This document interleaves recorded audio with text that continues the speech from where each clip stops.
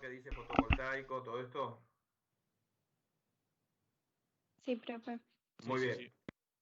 De lo que dio hasta hace un rato el ingeniero Tayel sobre los distintos tipos de energía alternativa, yo les sugiero que vean todos los videos que están acá enlistados en estos links, que son de YouTube y está muy bien explicado en forma más gráfica, más ampliada, del poco tiempo que tuvimos recién de poderlo mencionar, por lo cual en estos videos están son bastante explícitos. Entonces yo les sugiero que se tomen su tiempo y lo observen. Muy bien. Esto lo vamos a cerrar. Vamos a abrir el apunte 1.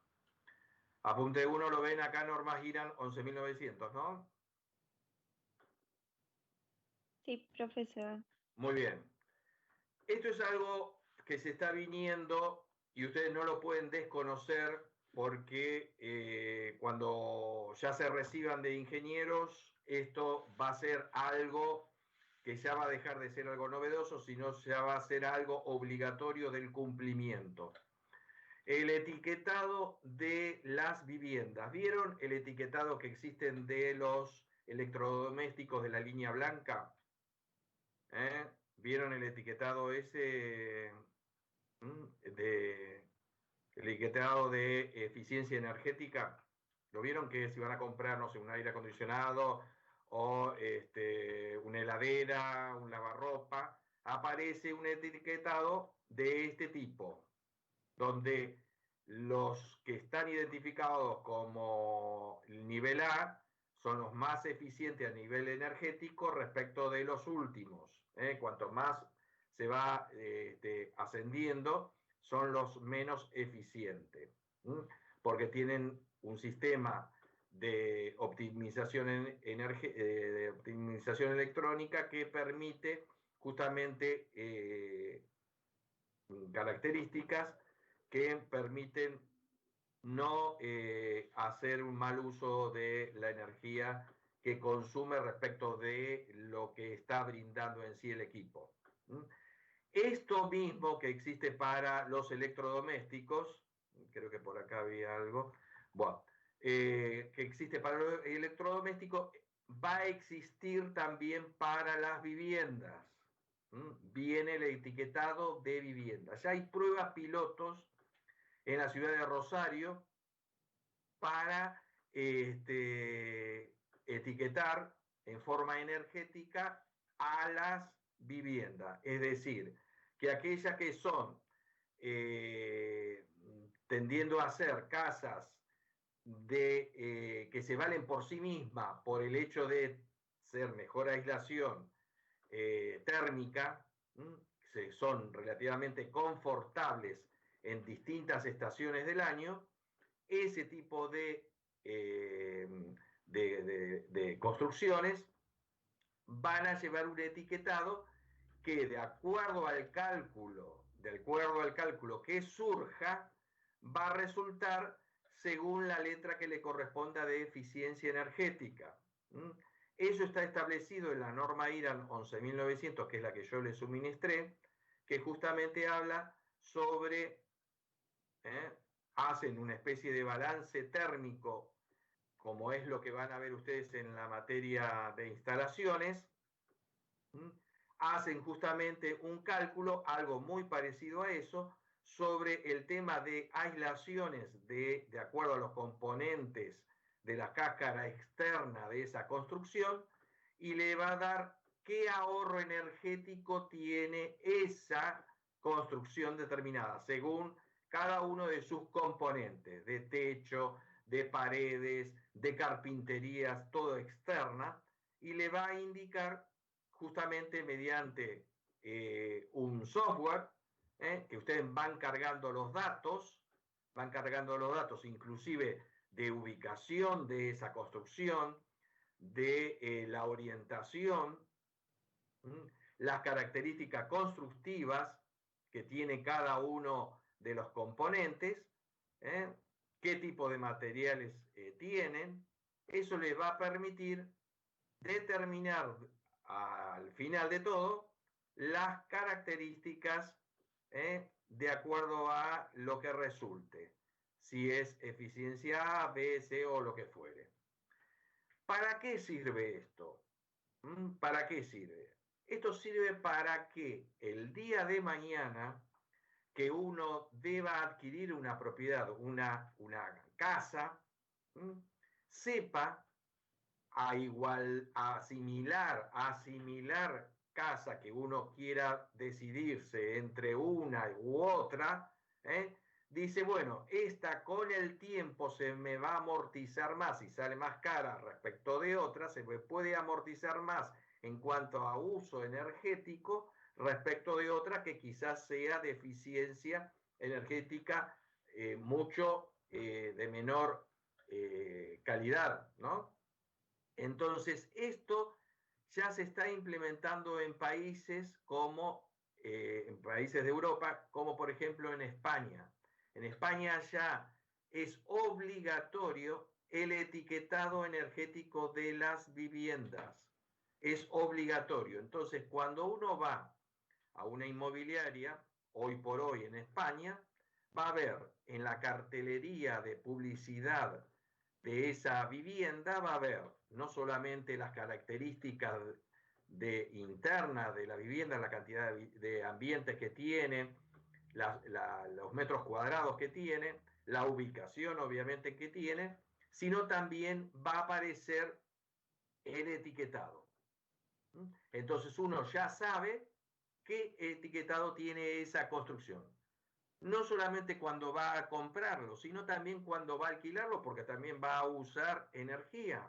Entonces, cuando va a alquilar, también aparece el etiquetado. En España, por ejemplo, es obligatorio por ley. Acá, vuelvo a repetir, se están haciendo pruebas pilotos y en cualquier momento es uso obligatorio la implementación del etiquetado. Entonces, ¿quiénes son los profesionales idóneos para hacer un etiquetado? Pueden llegar a ser, por ejemplo, ustedes el día de mañana que se reciban, pueden hacer una certificación de acuerdo a la IRA 11.900, una certificación de una construcción, haciendo un relevamiento de cada uno de los componentes, haciendo un balance como el que están en este software y pueden establecer el etiquetado. Y de esa manera pueden certificar una vivienda. El día que se implemente en nuestro país, que sea obligatorio por ley, va a poder establecerse de esta manera.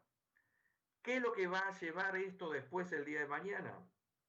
Que muchas de las construcciones, para ser más competitiva y tener un valor agregado en la venta o alquiler, se van a ver obligados a hacer una reconversión de esas construcciones. ¿En cuanto a qué? A mejorar las aislaciones y evitar colocar equipos electromecánicos porque van a ser ineficientes justamente desde el punto de vista energético. Entonces, lo que se van a ver obligados es hacer una serie de trabajos adicionales a la hora de mejorar la aislación. Es decir, que podrían llegar a ser colocar paneles a modo de aumentar la aislación térmica o colocar vidrios doble o triple vidriado. De esa manera vamos mejorando las condiciones térmicas de confortabilidad de esas viviendas y por lo tanto vamos a seguramente subir algunos puntos en cuanto a la eficiencia energética. Entonces, esto se los doy a los fines de establecer, bueno, algo de lo que yo le estaba mencionando es justamente esto lo que estamos acá. Es decir, una construcción original y las distintas formas de mejora que podemos ir realizando, sea para muros, cielos rasos o carpinterías. ¿Está? Entonces, esto es lo próximo que se va a venir, el etiquetado energético en viviendas. ¿Está? Muy bien.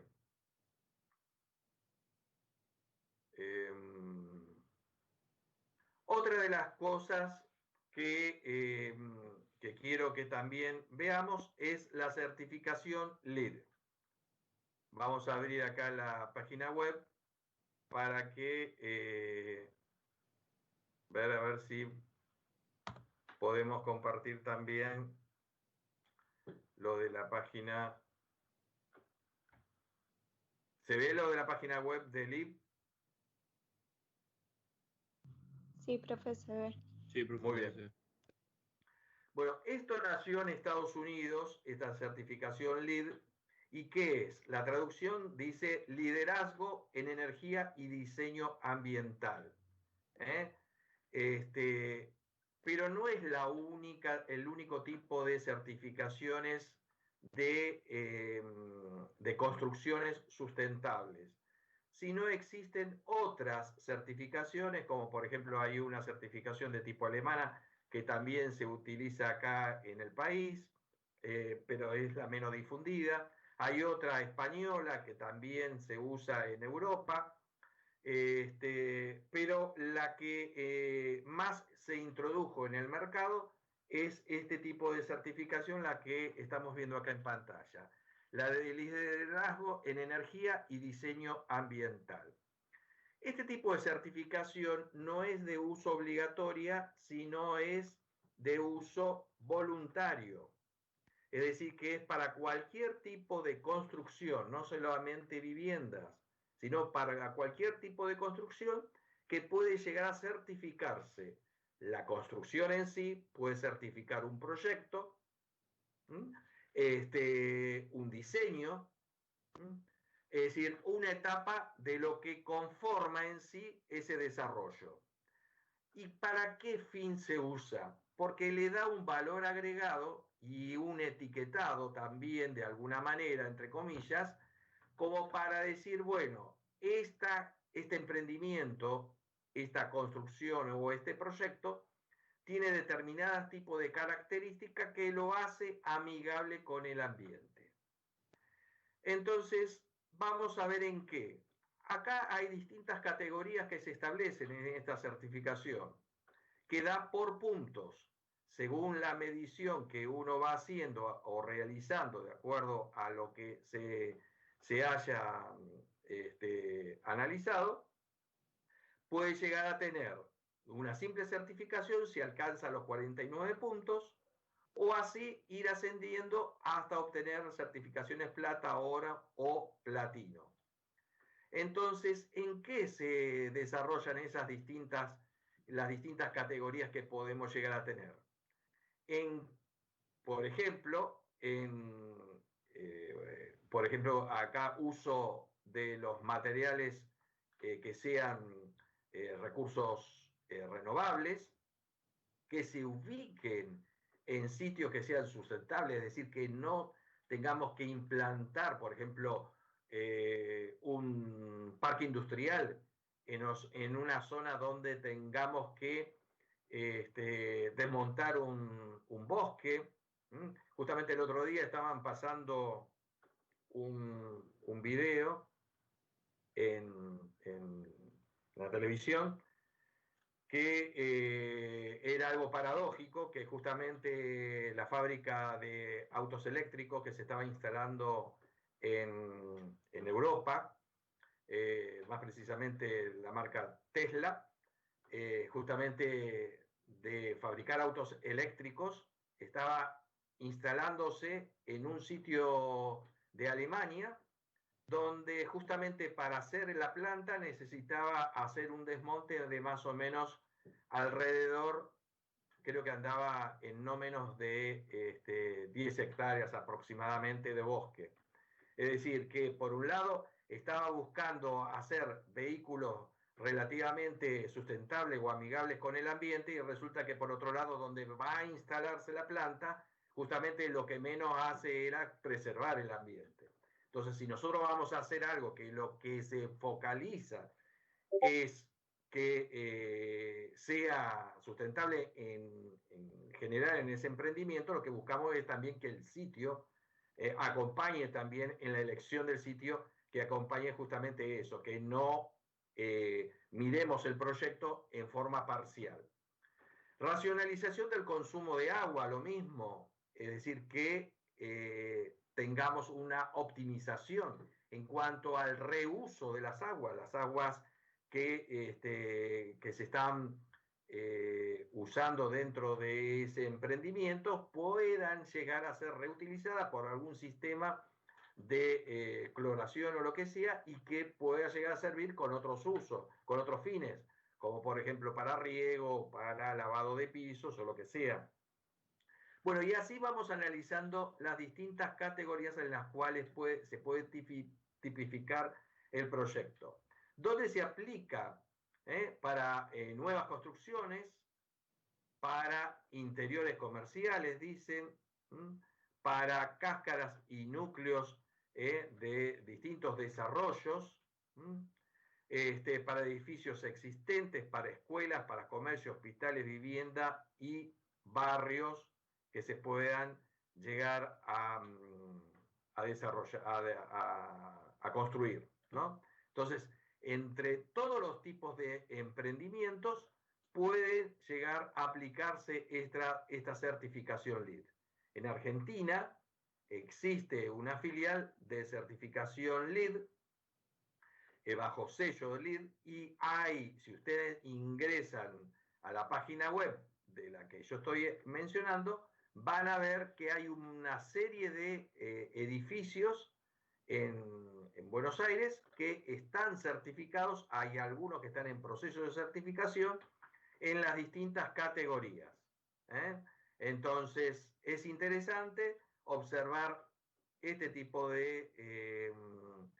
también de certificaciones que hoy por hoy está muy difundido, pero vuelvo a repetir, no es obligatoria, es una certificación privada que hay una serie de auditores que van a observar el emprendimiento, porque pueden llegar a observar el proyecto en sí, la documentación, o puede observar la construcción en sí, o el desarrollo. Entonces, esto es otra de las cosas también que teníamos que ver. ¿Hasta ahora algo para consultar de lo que vimos? ¿O que quieran aportar antes de pasar a otro tema?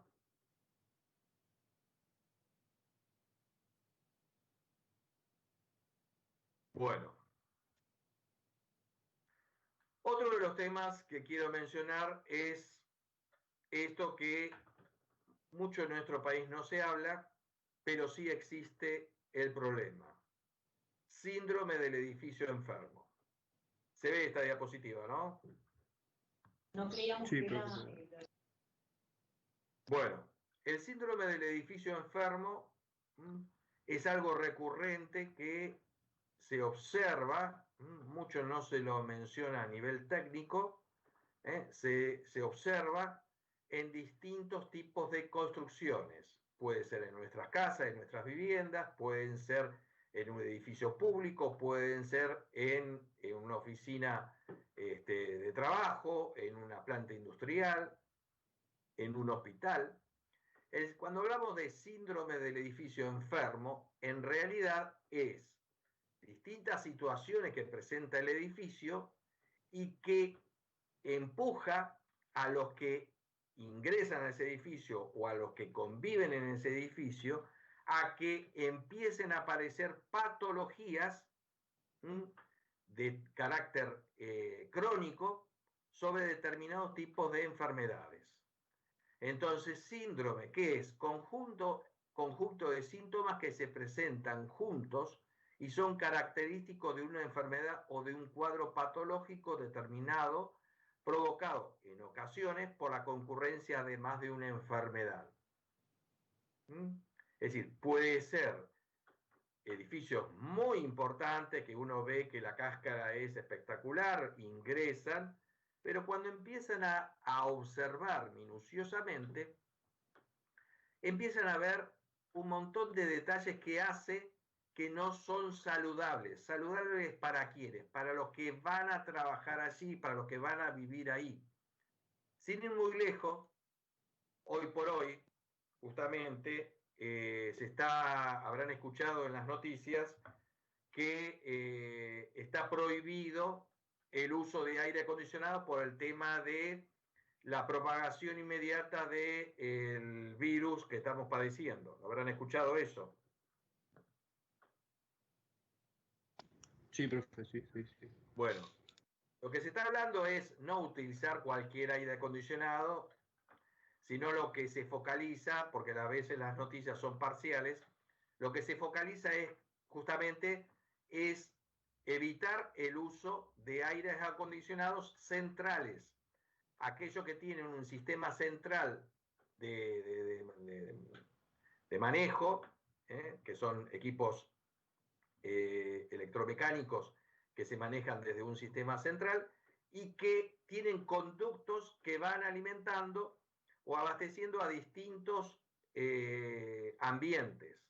Entonces, esos conductos, por lo general, lo que hace es entran en comunicación entre un ambiente y otro, donde hay muchas personas en las cuales están en cada una de las áreas, y como lo que padecen la mayoría de los edificios es la falta de mantenimiento y la falta de limpieza, se van acumulando microorganismos dentro de esos conductos, los filtros no se cambian en los sistemas centrales, no se cambian, los conductos no se limpian en su interior. Para producir la limpieza de los conductos hay que clausurar el edificio o hay que clausurar los tramos de donde se trabaja para la limpieza, y hay que hacer un sistema después de limpieza general pormenorizado, y hay que hacerlo con gente preparada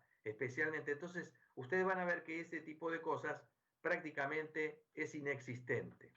Entonces, lo único que se cambian con suerte son el sistema de filtros, de los filtros centrales, pero no se hace una limpieza de los conductos.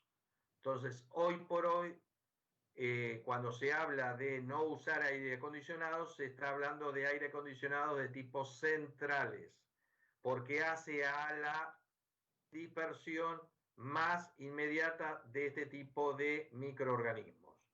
Entonces, cuando ahora estamos focalizados porque estamos hablando del COVID, pero en realidad esto hay que tenerlo presente siempre, no solamente en esta ocasión, hay que tenerlo presente siempre. Entonces, el tema de los equipos centrales de aire acondicionado es un tema recurrente que siempre ha sucedido, no solo por esta ocasión, sino siempre.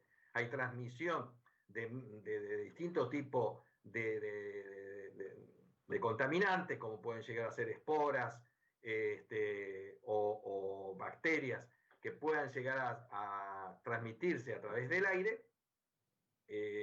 Entonces, esto es un elemento que hace a contraer determinado tipo de enfermedades al estar tanto tiempo en forma permanente en estos lugares de sitios contaminados.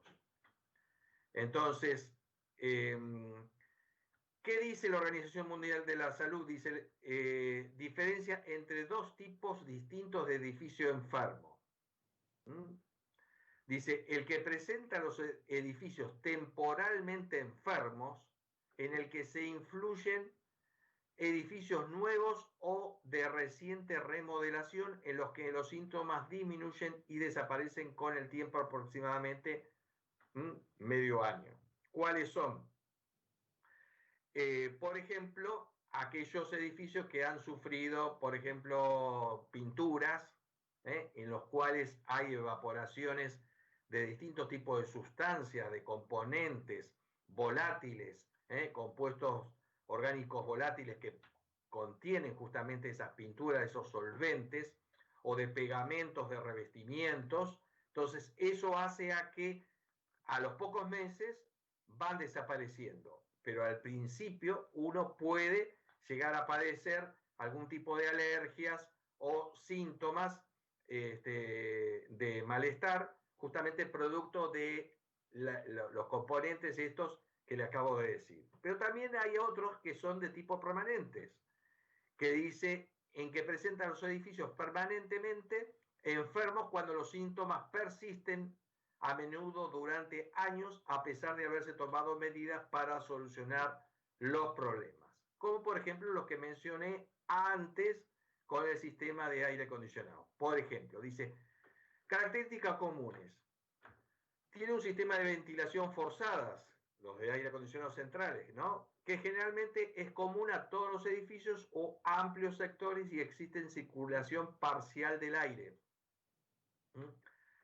Fíjense que ahora, volviendo al ejemplo, ahora que justamente se trata de reactivar la actividad en algunos centros de concurrencia de personas, como por ejemplo se van a abrir las salas de teatro y demás, que está prohibido el uso de aire acondicionados centrales. Por lo tanto, ahora van a tener que generar ingreso en forma natural de aire directamente exterior.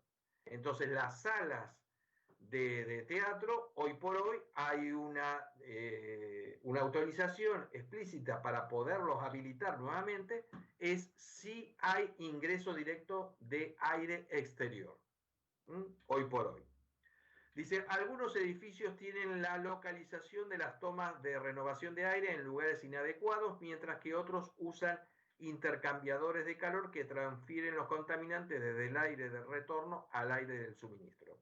Es decir, que no hay una renovación directa desde el exterior, sino que hay una reutilización de ese aire contaminado. Es decir, lo pasan por el filtro, por los filtros, hay que ver en qué estado se encuentran esos filtros, y nunca hay una renovación externa del aire. Lo importante es que la renovación sea externa y no una recirculación del aire. Algo parecido como cuando ustedes, comparativamente, si tienen un auto, habrán visto que pueden tomar aire externo cuando aplican el aire acondicionado o la toma de aire, aire externo o recirculación del aire interno. Entonces, es algo parecido a lo que sucede con los equipos de aire acondicionado centrales en una vivienda o en un edificio. Es muy similar a eso. Bueno, después dice acá con construcción, con frecuencia son de construcción ligera y poco costosas. Por lo general sucede en eso.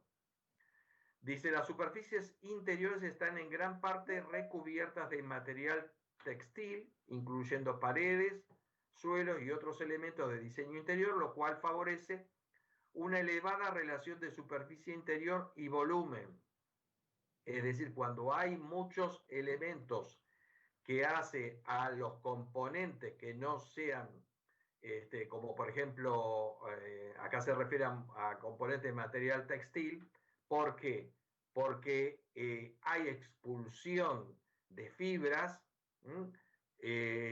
y concentración muchas veces de ácaros, que son pequeños microorganismos que después se impregnan en estas telas o se desprenden, y esto genera contaminantes en el aire que al inhalarlos nosotros podemos padecer problemas alérgicos o inclusive el más grave puede llegar a ser asmático, de contraer una enfermedad crónica.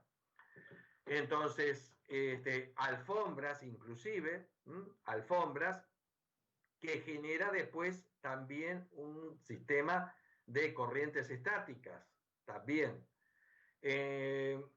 Después dice también, practican el ahorro energético y se manejan y se mantienen relativamente calientes con un ambiente térmico homogéneo.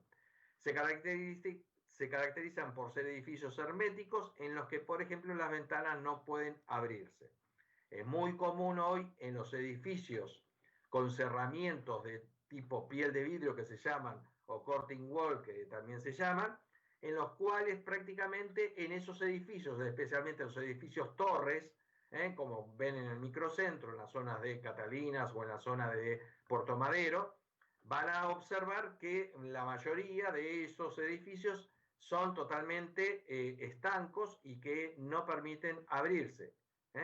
Estos tipos de edificios de lo que le estoy hablando, fachadas vidriadas en los cuales no permiten abrirse. Esto también son altamente vulnerables al tema de la contaminación. Uno puede ver estéticamente que son muy atractivos, pero a la hora de las características puede traer algunos problemas. ¿Cuáles son los síntomas que se pueden llegar a contraer? Por ejemplo, irritaciones de ojo, nariz, garganta y ronquera, sensación de sequedad en membranas mucosa y piel, respiración dificultosa, erytemas, comezón, hipersensibilidades, náuseas, dolor de cabezas, elevada incidencia de infección respiratoria, bueno, sensibilización de algunas enfermedades comunes. Bueno, es decir, son distintos síntomas que uno puede contraer. Ahora, ¿qué es lo que sucede? De esto mucho no se habla. ¿Por qué? ¿Por qué mucho no se habla de estos temas? Mucho no se habla porque después hay que hacer adecuaciones de los ámbitos laborales, hay que invertir en ponerlos en condiciones. Entonces las empresas lo que menos quieren hacer es gastar más todavía en el edificio, pero indirectamente después se ven afectados porque el personal tiende a enfermarse en forma muy recurrente, en rendir inclusive menos, porque cuando uno empieza a sentirse ciertos malestares que no sabe por qué los tiene, entonces eso indirectamente también baja la producción y el rendimiento. La falta de atención, eso también es interesante de observarlo. Entonces, acá también lo que tendría que tener es una observación de parte de lo que es el gremio de los cuales uno está afiliado y también hacer un acompañamiento al personal a la hora de hacer ciertas exigencias en las condiciones laborales. Para ello, el personal de seguridad e higiene tiene que observar este tipo de situaciones en las cuales está expuesto el personal, porque no solamente hay que observar a aquel que tiene riesgos laborales en una planta industrial, sino también en aquel que está trabajando en forma pasiva, por ejemplo, en una oficina. Puede también tener problemas o enfermedades profesionales como las que estamos mencionando acá.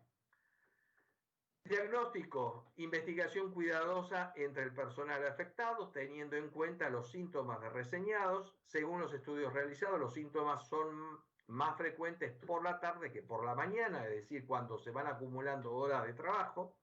El personal de oficina es más propenso que el directivo a experimentar molestias, porque el personal directivo, ¿qué es lo que hace? No está en un mismo sitio siempre estático, sino está en movimiento, está circulando, está saliendo del ámbito laboral, está siendo a reuniones en distintos sitios. Entonces el personal de oficina por lo general es el que más lo padece.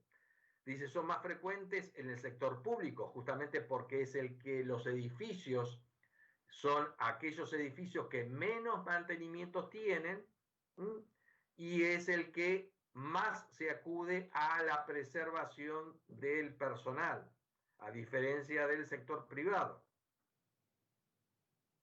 Entonces, factores de riesgo, contaminantes ambientales. Dice, el ser humano produce de forma natural dióxido de carbono cuando exhalamos nosotros, naturalmente. Es decir, vapor de agua, partículas y aerosoles biológicos, siendo a la vez responsable de la presencia de otros contaminantes, entre los que se destaca el humo del tabaco, que ahora obviamente todo esto está prohibido, pero si hubiera sido así, también se hubiera agregado el hecho también de humo del tabaco. Pero esto lo podríamos llegar a descartar porque todos los edificios son libres de humo. Pero fuera de ello, nosotros eliminamos sustancias. Eliminamos sustancias a las cuales va contaminando al ambiente.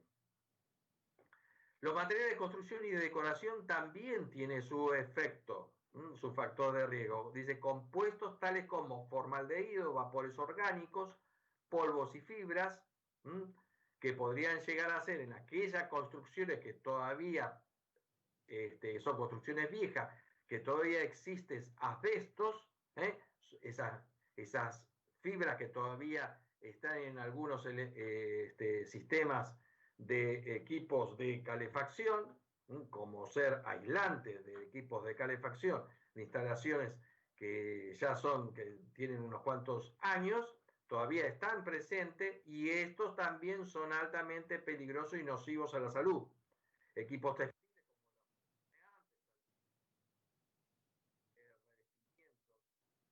correctores, dice, del ozono desprendidos por las fotocopiadoras, los biocidas, los productos de limpieza, los desodorantes, son todos elementos también contaminantes.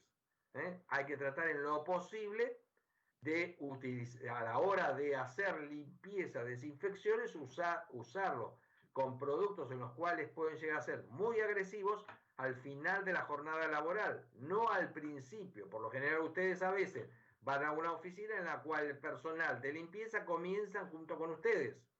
Lo habrán observado. O, por ejemplo, van a ustedes, si alguien trabaja o habrá visto en un banco, trabaja en un banco o va a hacer un trámite en un banco, observa que el personal de limpieza entra antes de que empiece la actividad en el banco. Y debería ser al final, después que termina la actividad, y no al principio. Entonces, este tipo de cosas es lo que hay que mejorar. Y si hay que hacer o utilizar productos de limpieza agresivos para hacer una limpieza profunda, a fondo, donde pueden usarse elementos volátiles que pueden llegar a ser desinfectantes, esos deberían hacerse siempre, por lo general, después de la jornada laboral del último día de la semana. Entonces dice, hubo otro de los elementos que pueden llegar a ser nocivos, por ejemplo, escape de automóviles, el dióxido de azufre o el radón. En este caso, por ejemplo, aquellos edificios en los cuales están comunicados, zona de microcentro, en el cual están comunicados muy con las ventanas abiertas y que también pueden traer en este caso un problema por tener ventana abierta, opuesto a los otros casos que dijimos, con la ventana cerrada. Entonces, si están en comunicación directa con una zona de circulación de alto tránsito vehicular, en el cual hay alta cantidad de emisión de gases producto del tránsito, también es contraproducente en estos casos. Entonces, habría que ver de qué manera tiene un sistema de ingreso de aire en forma natural, pero a través de un sistema de filtrado.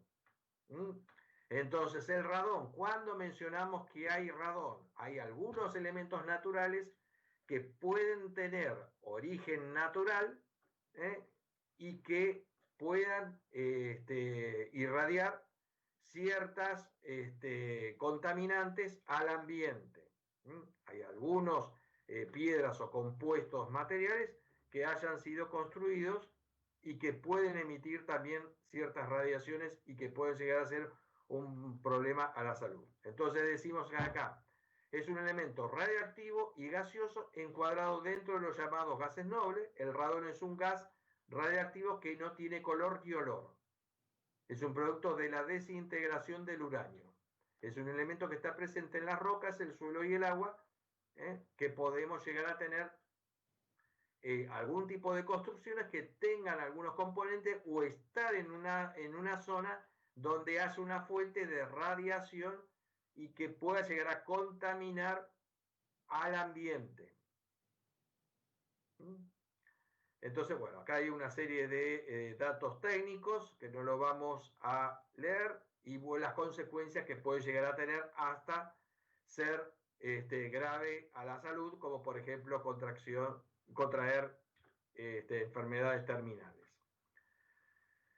Factores de riesgo que se pueden llegar a contraer con contaminantes.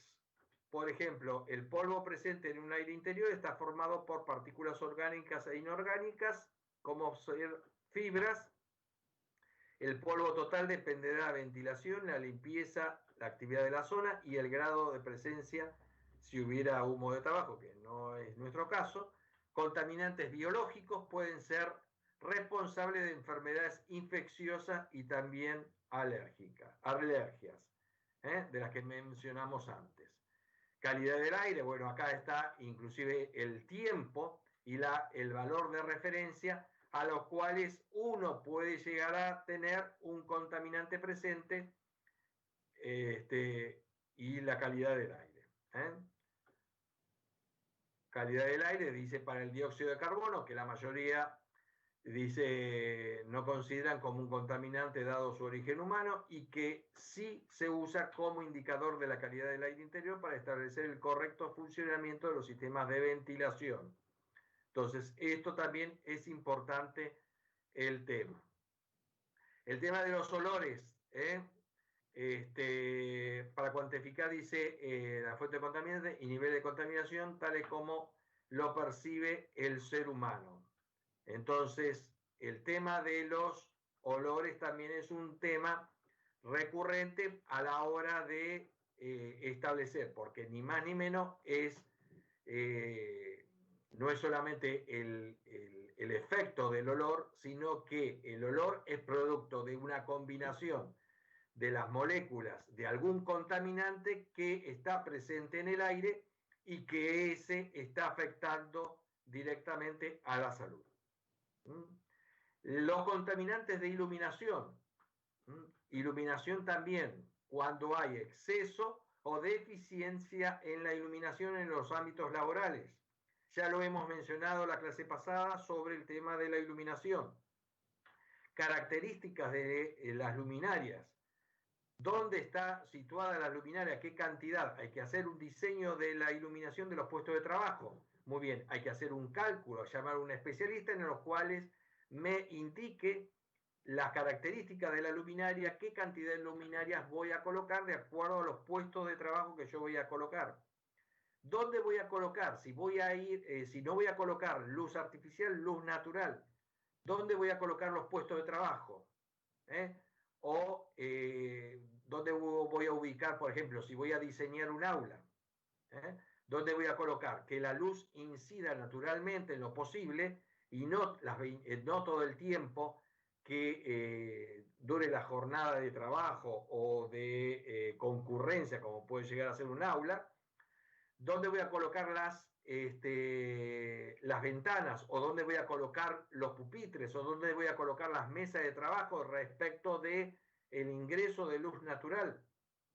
A los fines que optimizar la luz natural y que no me provoque un efecto adverso por incandescencia o por sombras o por esforzar la vista. Entonces, eso también lo tengo que evaluar.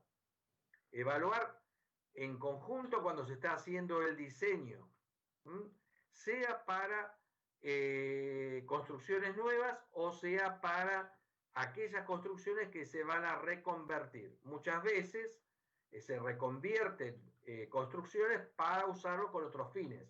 No es lo mismo usarlo, por ejemplo, no sé, un edificio de viviendas que después va a ser transformado en un edificio para destino de aulas, por ejemplo.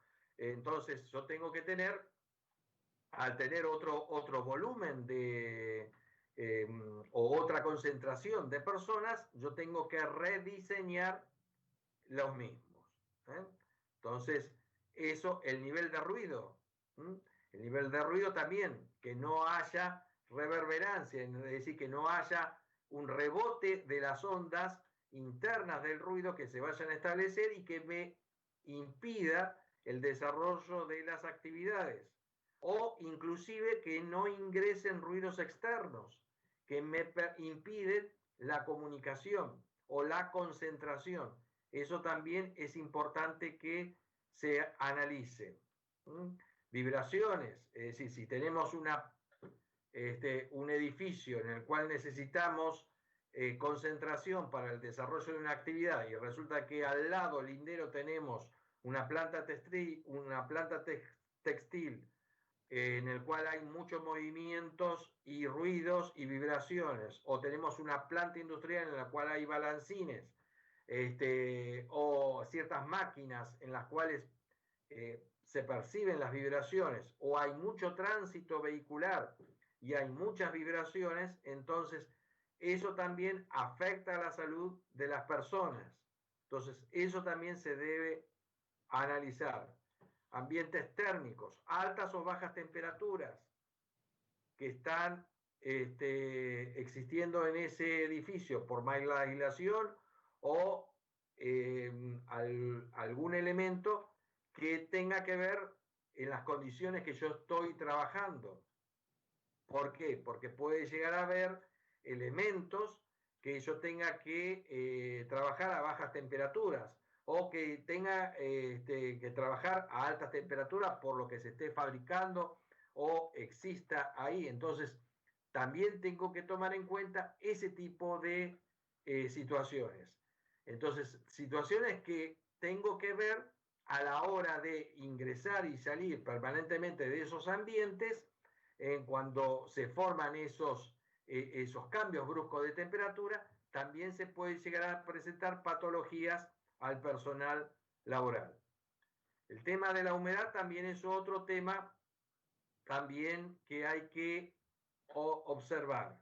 A la hora de tener equipos de aire acondicionado central, muchas veces aquellos que han tenido o tienen aire acondicionado lo han observado que se puede llegar a tener una buena confortabilidad desde el punto de vista de las temperaturas, pero no así de la humedad. Por lo cual eso también puede llevar un problema concurrente a problemas a la salud. La falta de optimizar la humedad que vaya acompañando con aquellos equipos en los cuales la humedad baja en forma muy importante y puede traer problemas también a la salud. Otro problema de la humedad que se puede llegar a presentar es en ambientes en los cuales están pocos ventilados o ambientes en los cuales están pocos aislados. Puede haber gran concentración de humedad y puede haber en esa concentración de humedad pueden aparecer distintos tipos de elementos nocivos a la salud, como por ejemplo microorganismos, hongos, en los cuales también puede padecerse problemas fundamentalmente de características alérgicas. Bueno, ventilaciones que también ya lo mencionamos, tiene que haber un flujo importante de ventilaciones. Otro de los factores son los factores psicosociales. Dice, factores psicosociales pueden desempeñar un papel importante aumentando el estrés del personal. Dice, la organización del trabajo, la insatisfacción en general, el tiempo de trabajo, el contenido de la tarea, la comunicación y la relación, etc. Pueden afectar haciendo a la gente más influenciable por factores ambientales. Es decir, también el estrés laboral, el hecho de no llegar a las metas laborales, también es otro de los elementos que, si bien quizás no está en forma íntimamente relacionada quizás con la construcción en sí, pero puede ser otro de los elementos que acompaña a obtener patologías que hace a la cuestión del rendimiento laboral, ¿no? Entonces, acá hay algunas de las cuestiones que habla sobre la investigación del síndrome del edificio enfermo. Dice, revisión general, aplicación de los cuestionarios realizadas o propuestas por médicos o el personal de seguridad e higiene. Hay que hacer una investigación concreta y que hay que actuar en consecuencia para ver qué es lo que se hace con respecto a dónde está el origen de este tipo de cosas, de situaciones. Porque si nosotros vamos observando que hay un patrón que se observa, un patrón, me refiero que hay varias personas que continuamente se enferman por cuestiones de tipo alérgicas o piden licencia. Entonces hay que empezar a ir observando a ver si hay algo que está en el ambiente, hay algo que está en la construcción, hay algo que está afectando al personal para ver dónde me tengo que focalizar a la hora de mejorar esa situación. Entonces, esto, vuelvo a repetir lo que dije al principio de este tema, del síndrome del edificio enfermo. Por lo general, como hay que hacer una investigación a fondo y después resulta que hay que hacer una serie de erogaciones en cuanto al mejoramiento de la calidad de las construcciones, por lo general se lo deja de lado, se lo toma como un tema secundario y hace a las veces de no solamente mejorar la solubilidad de las personas que conviven ahí, sino también indirectamente nos vemos beneficiados a la hora del rendimiento del personal. Entonces, es importante el tema de la investigación, revisión general del edificio, informe al personal, dice cuestionario de tipo sencillo referente a síntomas y quejas que incluya distintos factores, síntomas experimentados en el interior y en el exterior del edificio, chequeo del edificio, dice edad del edificio, información sobre renovaciones realizadas durante los últimos años. Es decir, que hay una serie de elementos que yo tengo que ir investigando, ir inspeccionando. ¿Qué es lo que hay? ¿Dónde me tengo que focalizar a la hora de mejorar las cuestiones del edificio? ¿En qué parte me tengo que concentrar? Entonces, todo esto está en el apunte de síndrome del edificio enfermo. Esto es importante que lo lean porque es interesante también a la hora de que el día de mañana ustedes se encuentren en una situación de esta y sepan que no necesariamente por ser un edificio nuevo deba haber superado estas cuestiones. Puede tener igual que cualquier edificio que esté construido desde hace varios años. Bueno, ¿hasta ahora alguna consulta para hacer?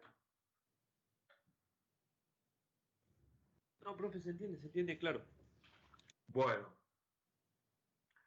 Otra de las cosas que yo les envié a ustedes, este material sobre, que no tiene nada que ver con los temas que estamos viendo, como ustedes ven, son todos temas sueltos que hacen al mejoramiento del ambiente y demás, son este tipo de, no sé si ven acá lo de tema, esta fotografía, ¿se alcanza a ver?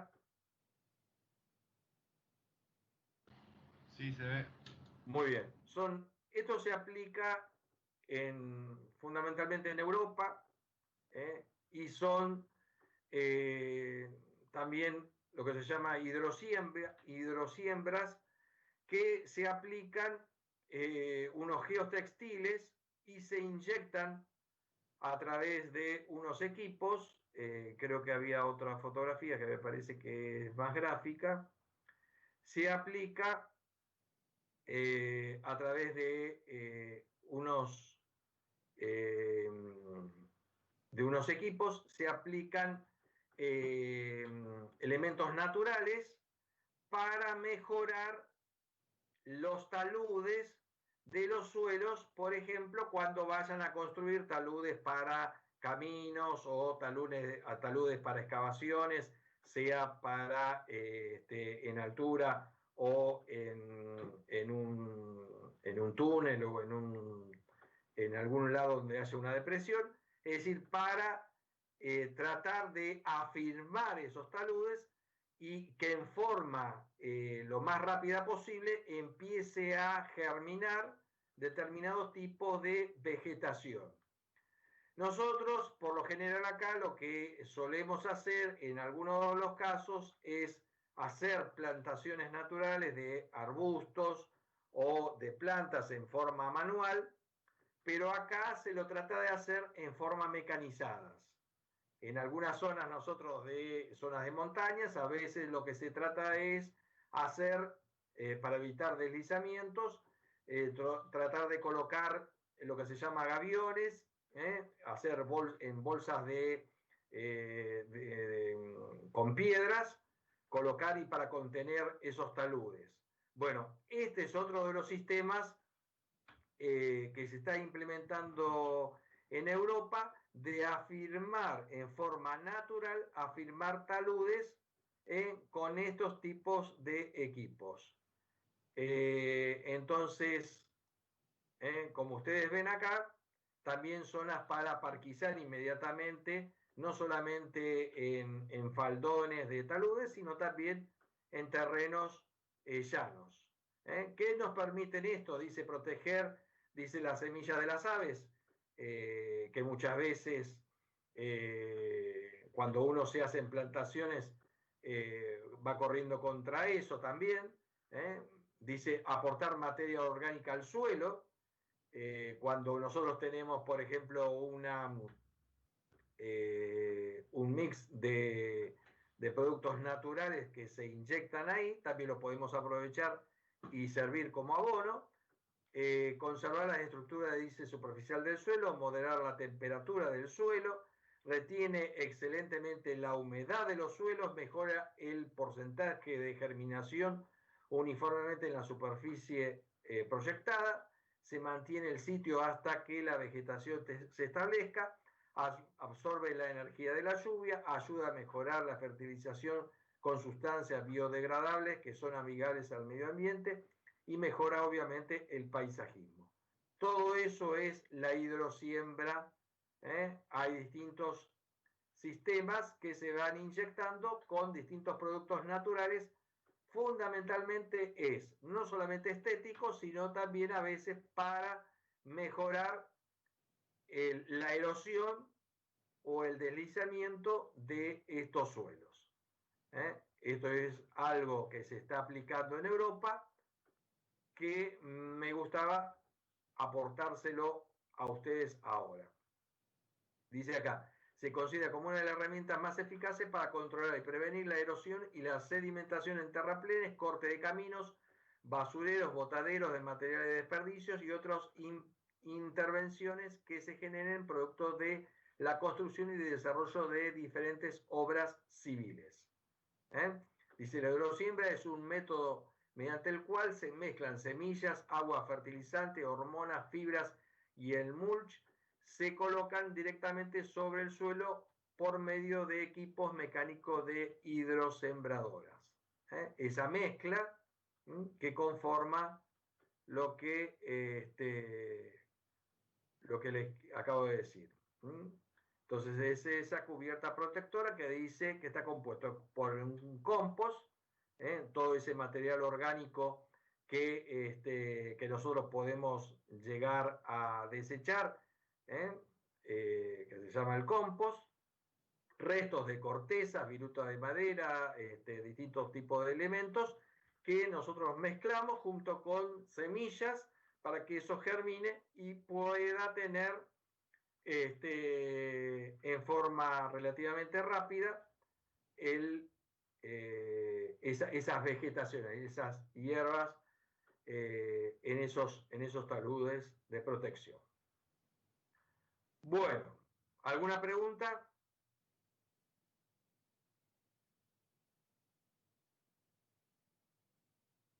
¿Alguna pregunta que quieran hacer? No, profe, ¿se entendió? No, no.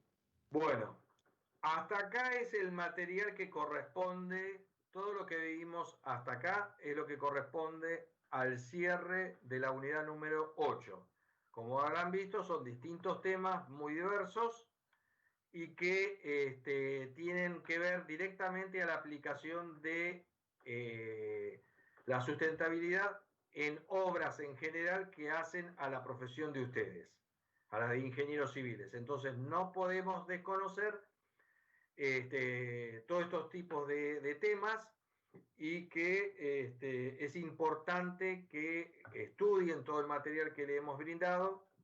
Les sugiero que ante alguna duda hagan las consultas pertinentes a través de la plataforma Miel. Lo pueden hacer por mensajería o lo pueden hacer a través del foro que podemos llegar a utilizar. Entonces, el sábado que viene tenemos unidades de la 6 a la número 8, esta que acabamos de ver. Vamos a tener preguntas, preguntas de las cuales concretas, de las cuales ustedes van a tener que responder en la evaluación de aprendizaje. ¿Algo para preguntar? Si no, damos cierre a la clase del día de hoy.